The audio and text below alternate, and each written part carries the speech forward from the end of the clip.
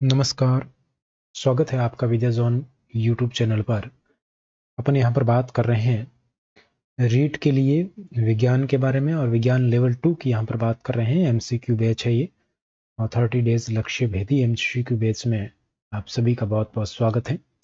यहाँ पर एनसीईआरटी से बनने वाले और आरबीएससी यानी कि राजस्थान बोर्ड की जो पहले पुस्तकें चला करती थी उनसे बनने वाले, हालांकि सिलेबस की बात करें तो सिलेबस में डिटो वही टॉपिक हैं जो आरबीएससी की बुक्स के चैप्टर के नाम है, वो यहाँ पर टॉपिक दिए हुए और बोर्ड ने इन टॉपिक के नाम में भी बदलाव नहीं किया है। हालांकि एनसीईआरटी के चैप्टर्स के नाम अलग हैं, फिर भी वही चल रहा है। तो अपन एनसीईआरटी और आरबीएससी दोनों से बनने वाले यहाँ पर प्रश्नों की बात कर रहे हैं। आज है पादपों में जनन हमारा टॉपिक और ये इसका दूसरा क्लास है और दूसरी क्लास में हम एनसीईआरटी से संबंधित प्रश्नों की आज चर्चा करेंगे। रामबाण प्रश्न यहीं से बनेगा, मतलब ऐसे प्रश्नों का अभ्यास इस प्रकार किया जाता है इस क्लास में ताकि पूरा टॉपिक भी रिवाइज हो जाए और आपको तैयारी का भी पता चल जाए कि तैयारी आपकी किस लेवल की है। चलिए शुरुआत करते हैं आज की क्लास की। पहला प्रश्न आपकी स्क्रीन पर। एग्जाम डेट आपको पता है, एडमिट कार्ड की डेट भी विज्ञप्ति में दे रखी है, तो कोई दिक्कत वाली बात नहीं है। आप बस तैयारी करते रहिए, इस क्लास को पूरी शिद्दत के साथ कंप्लीट देखिएगा और अपनी तैयारी को परखिएगा। पहला प्रश्न है, एक पीढ़ी से दूसरी पीढ़ी में आनुवंशिक लक्षणों का स्थानांतरण क्या कहलाता है? देखो टॉपिक है पादपों में जनन, तो जनन से आनुवंशिकी भी संबंधित है, तो यहाँ से भी कुछ प्रश्न देखने को आपको मिल सकते हैं। तो देखिए, एक पीढ़ी से दूसरी पीढ़ी में आनुवंशिक लक्षणों का स्थानांतरण क्या कहलाता है?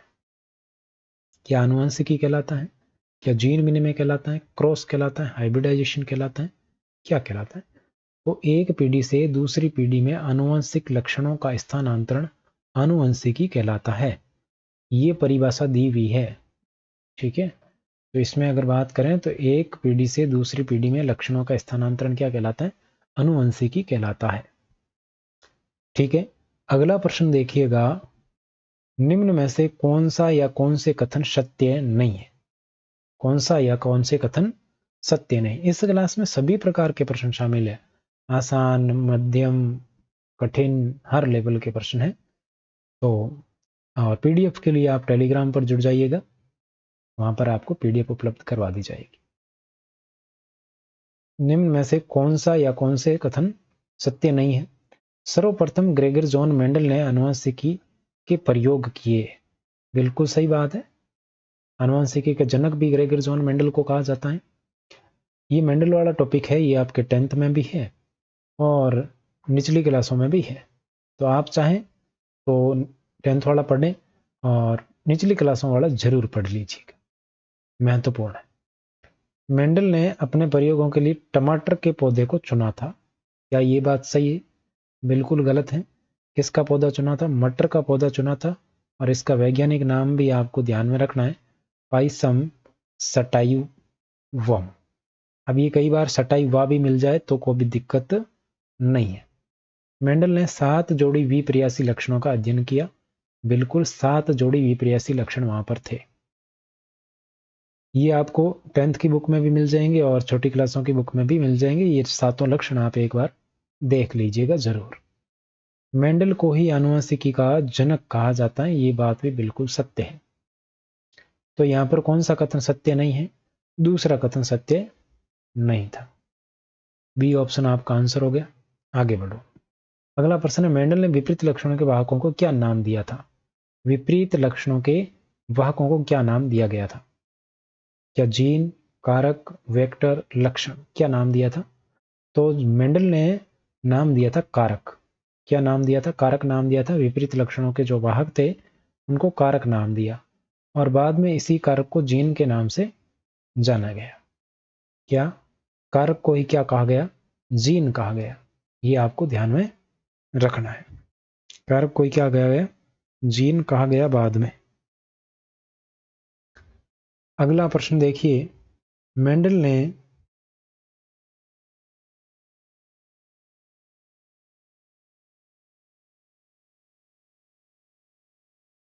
ने अपने आनुवंशिकी प्रयोगों के लिए मटर के पौधे का चयन क्यों किया? मेंडल ने अपने आनुवंशिक प्रयोगों के लिए मटर के पौधे का चयन क्यों किया, ये आपको बताना है।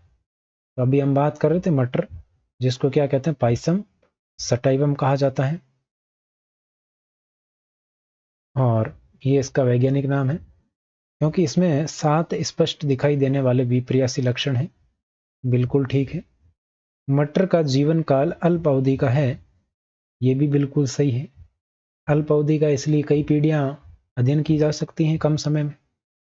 स्वपरागण व परपरागण दोनों संभव है। सामान्यतः इसमें स्वपरागण होता है, लेकिन परपरागण भी करवाया जा सकता है।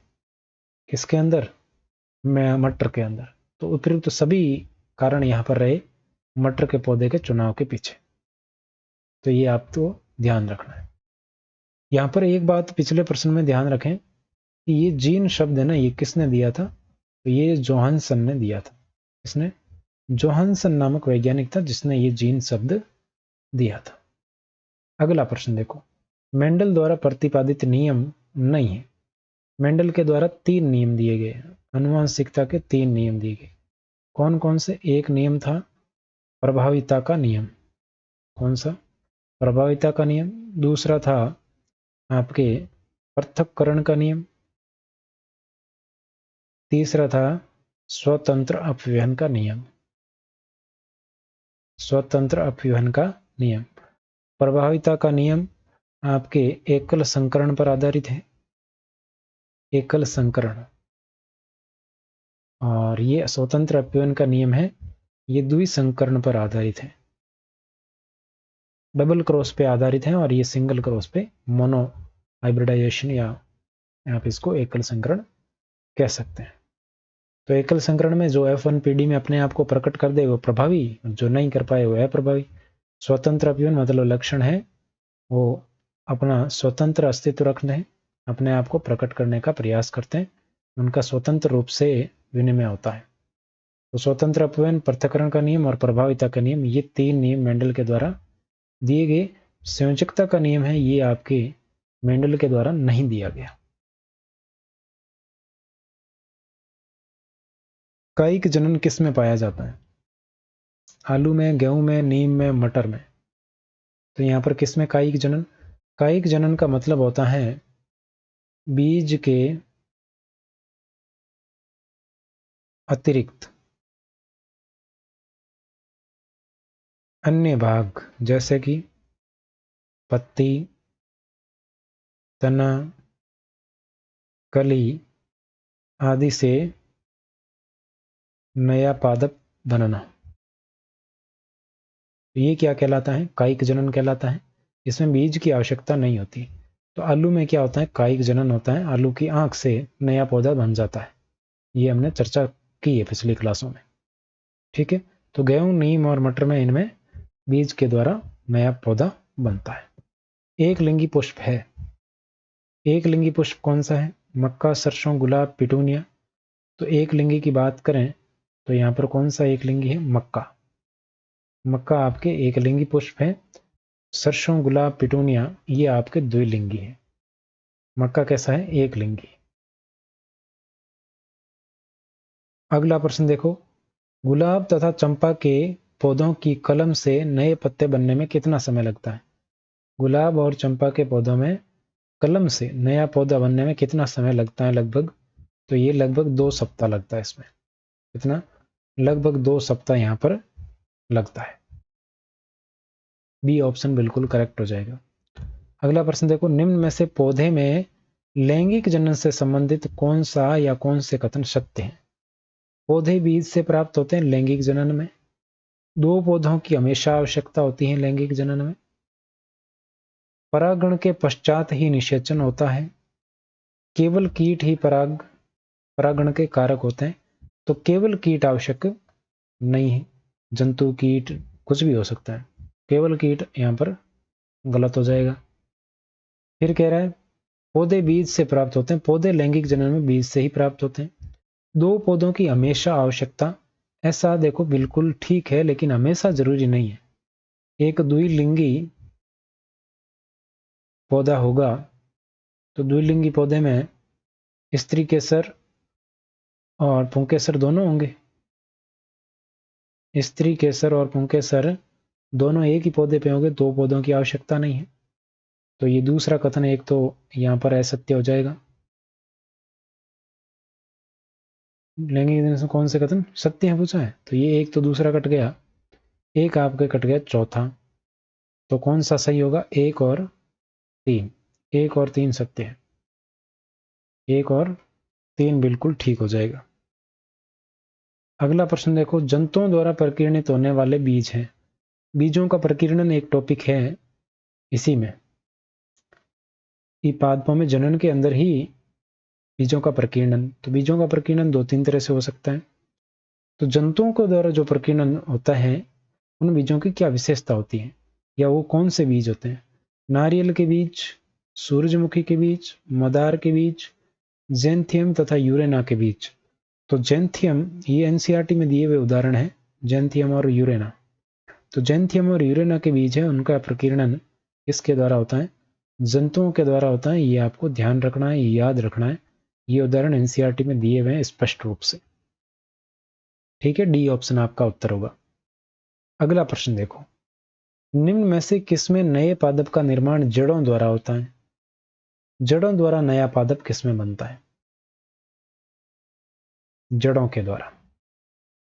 आलू, अदरक, हल्दी, शकरकंद, डहेलिया, गुलाब, उपयुक्त सभी। तो उपयुक्त सभी तो यहां होगा नहीं, क्योंकि गुलाब में जड़ से नहीं बनता है। आलू, अदरक, हल्दी ये तो तना का रूप है। शकरकंद और डहेलिया, शकरकंद और डहेलिया के अंदर क्या होता है, जड़ के द्वारा पादप का निर्माण होता है। नए पादप का निर्माण किससे होता है, जड़ से होता है, शकरकंद और डहेलिया में। अगला प्रश्न देखो, पादप का कायिक भाग नहीं है। पादप का कायिक भाग नहीं है, कौन सा नहीं है देखो,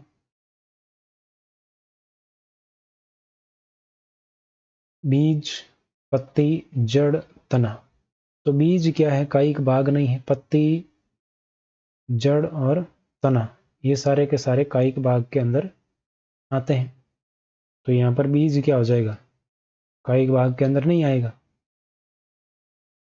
बीज है वो कायिक भाग के अंदर नहीं आएगा। तो आपका पहला है बिल्कुल करेक्ट उत्तर हो जाएगा। आगे बढ़ते हैं, अगला प्रश्न देखो, बीजों के प्रकीर्णन, बीजों के प्रकीर्णन के संदर्भ में कौन सा कथन असत्य है। असत्य कथन आपको बताना है, कौन सा बताना है, असत्य।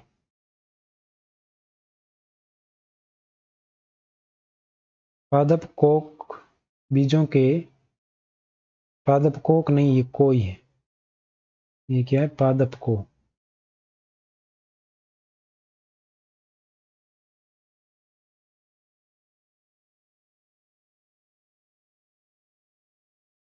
ये अब ठीक है।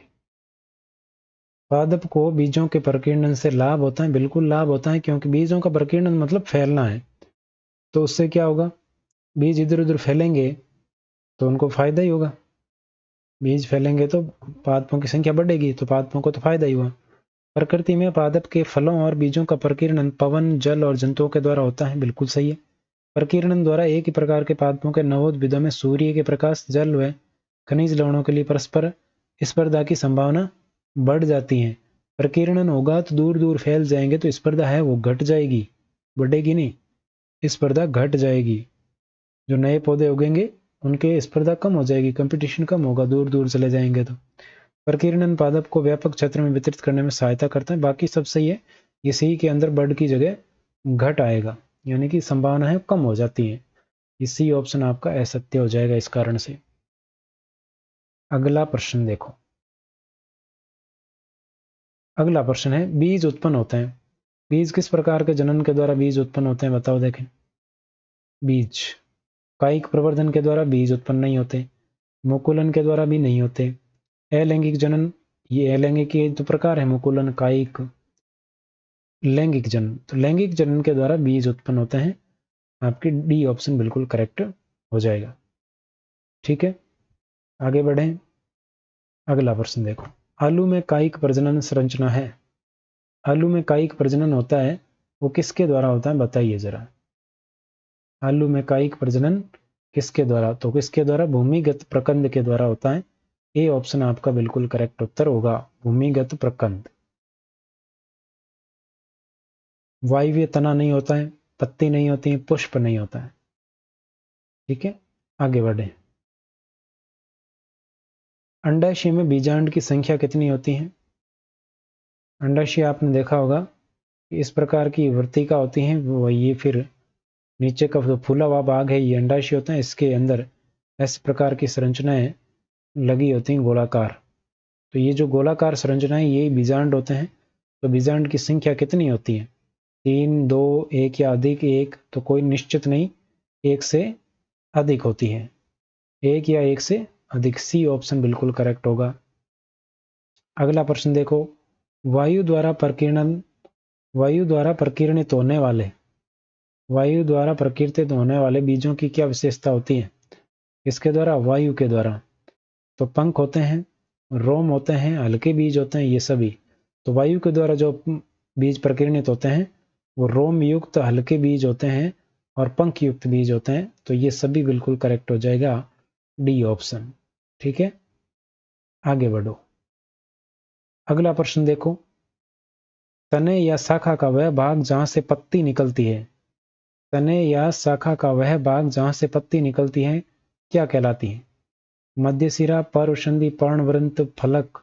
ये देखो ज्यादातर जो है मध्य सिरा ये पत्ती का भाग है, पर्णवृंत है ये पत्ती के वो भाग है जिससे तने से जुड़ी रहती, फलक ये पत्ती का भाग। तो कौन सा बचा, पर्वसंधि। पर्वसंधि वह भाग है जहां से पत्ती निकलती है। अगला देखो, निम्न में से पादप के जनन अंग है, पत्ती, तना, जड़, पुष्प। तो पादप का जनन अंग कौन सा होता है, पुष्प होता है, जिसके अंदर पुंकेसर और स्त्री केसर पाए जाते हैं। पुंकेसर प्लस स्त्री केसर ये पाए जाते हैं।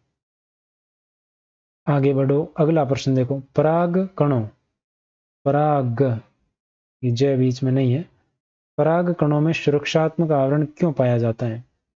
पराग कणों को सूखने से बचाने के लिए, बिल्कुल। वायु जल में बहने पर ये नष्ट न हो इसलिए, हल्के होने के कारण पराग कण बह जाते हैं तो सुरक्षा के लिए। तो उपयुक्त तो सभी बिल्कुल करेक्ट हो जाएगा, पराग कणों की सुरक्षा के लिए ये आवरण पाया जाता है।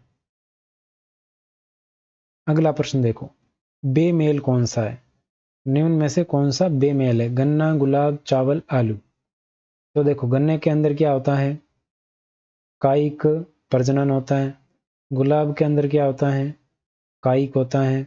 आलू के अंदर क्या होता है, कायिक जनन होता है। लेकिन चावल के अंदर कायिक नहीं होता है। सी ऑप्शन आपका बिल्कुल करेक्ट उत्तर होगा, ये तीनों से, बाकी तीनों से अलग है। अगला प्रश्न देखो, पराग कणों को वर्तिकाग्र, पराग कणों को वर्तिकाग्र तक पहुंचाने में कौन सहायता करता है। तो पराग कण कहाँ होते हैं, तो पराग कण बनते हैं पराग कोश में, पराग कोश में बने पराग कण, पराग कण। अब ये पराग कण कहाँ जाएंगे, वर्तिकाग्र तक जाएंगे। तो ये वर्तिकाग्र तक ले जाने का काम कौन करता है, ये जल के द्वारा जा सकते हैं, पशुओं के द्वारा जा सकते हैं, वायु के द्वारा जा सकते हैं, तितली के द्वारा जा सकते हैं, कीटों के द्वारा जा सकते हैं, मधुमक्खी के द्वारा ये वहाँ पर पहुँच सकते हैं। तो ये सभी के सभी शामिल है। और हमारे पैरों से चिपक कर भी जाते हैं जंतुओं के द्वारा। ठीक है, इसके अलावा अन्य जो कीट है उनके द्वारा, कीट हालांकि पहले लिख दिया है ना। तो डी ऑप्शन आपका बिल्कुल करेक्ट होगा। ठीक है, बात समझ में आ गई, आगे बढ़ते हैं। अगला प्रश्न देखो, परागगण। अब देखो ये परागगण है ना कि परागकण है। परागण के पश्चात स्त्री केसर में किस संरचना का निर्माण होता है। परागण का मतलब क्या है, परागण का मतलब है, परागण में क्या होता है कि पराग कण, पराग कणों का परागकोश से वर्तिकाग्र तक पहुंचना ही क्या है, परागण है। ठीक है, पहुंचने के बाद जो ये परागकण होते हैं ये एक नली नुमा संरचना बनाते हैं, नलिकाकार संरचना, जिसको क्या कहते हैं, जिसको कहते हैं पराग नलिका। और ये पराग नलिका जाती है स्त्री केसर के अंदर। तो स्त्री केसर के किस सहायता का, किस संरचना का निर्माण होता है, पराग नलिका का निर्माण होता है, जो कि बाद में, और इस पराग नलिका के अंदर क्या होता है, इसके अंदर होता है नर केंद्रक, जो बाद में अंडाशय के अंदर जाती है और अंड कोशिका से ये नर युग्मक है वो संलयित हो जाते हैं, जिसको निषेचन कहते हैं। अगला है जल द्वारा प्रकीर्णित होने वाले पादपों के बीज कैसे होते हैं, किसके द्वारा, जल द्वारा। पंख युक्त किसमें होते हैं, वायु में। स्पंजी और तंतु में किसमें हो गए, जल में। जल में जो तैरते हैं वो स्पंजी और तंतु में होते हैं, तो डी ऑप्शन करेक्ट होगा, स्पंजी और तंतु में दोनों। अगला प्रश्न है, निम्न में से किस पादप में अलैंगिक जनन नहीं पाया जाता है, अलैंगिक जनन नहीं पाया जाता है। तो गन्ना में अलैंगिक हो गया, क्योंकि इसमें कौन सा पाया जाता है, कायिक जनन होता है। आलू के अंदर भी कौन सा होता है, कायिक होता है, ये भी अलैंगिक है। गुलाब के अंदर भी क्या होता है, कायिक जनन होता है, ये भी क्या है, अलैंगिक है। अमरूद के अंदर कौन सा होता है, लैंगिक जनन होता है। कौन सा, लैंगिक जनन पाया जाता है। सी ऑप्शन बिल्कुल करेक्ट होगा।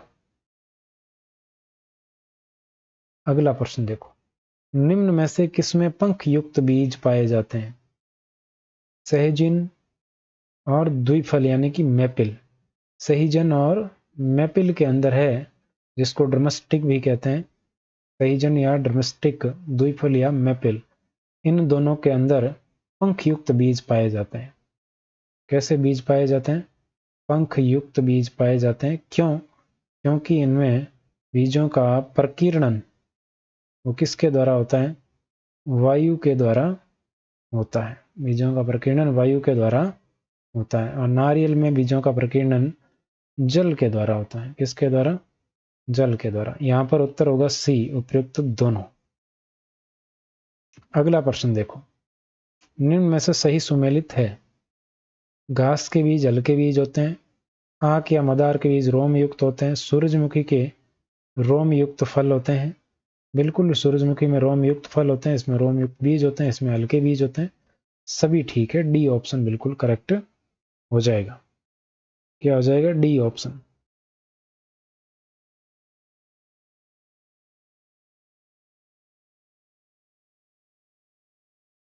अगला प्रश्न देखो, कुछ पौधों जिनमें फल झटके के साथ फट जाते हैं, यानी कि ऐसे कौन से पौधे हैं जिनमें फल है वो झटके के साथ फट जाते हैं, जिससे क्या हो जाता है, प्रकीर्णन हो जाता है।